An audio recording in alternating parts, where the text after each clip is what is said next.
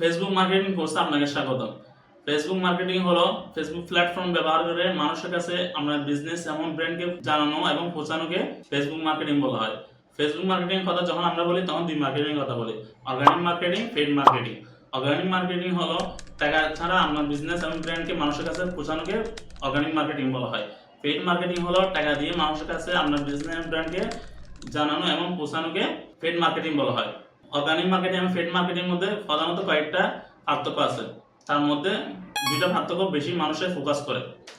Organic marketing টাকা ছাড়া আপনি মানুষের কাছে পৌঁছাতে পারবেন, পেইড মার্কেটিং টাকা দিয়ে মানুষের কাছে পৌঁছাতে হবে।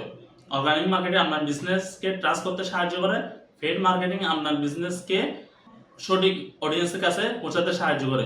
2026 সালে এসে কেন অর্গানিক মার্কেটিং শিখবেন এবং কেন পেইড মার্কেটিং শিখবেন?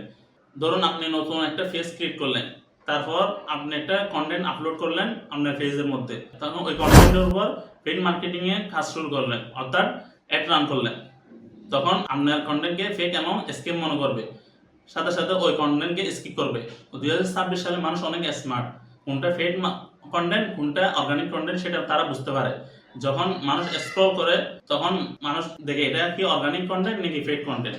যদি ফেক কন্টেন্ট হয় তাহলে সাথে সাথে স্কিপ করে ফেলে। হ্যাঁ, কিন্তু যদি ফেক কন্টেন্টের মধ্যে যদি কোনো লার্নিং থাকে তাহলে মানুষ ওই কন্টেন্টকে দেখে। ফেক কন্টেন্টের মধ্যে যদি শুধু বলেন আমার প্রোডাক্টের সেরা, আমার প্রোডাক্টের দাম এত, তাহলে ওই কন্টেন্ট মানুষ দেখবে না। নতুন পেজ ক্রিয়েট করার পর আপনাকে প্রথমেই অর্গানিক মার্কেটিং করতে হবে।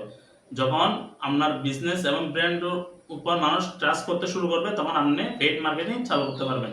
আমি এই কোর্সে আপনাদেরকে অর্গানিক মার্কেটিং সম্পর্কে সম্পূর্ণ একটা গাইডলাইন দেওয়ার চেষ্টা করবো ইনশাআল্লাহ।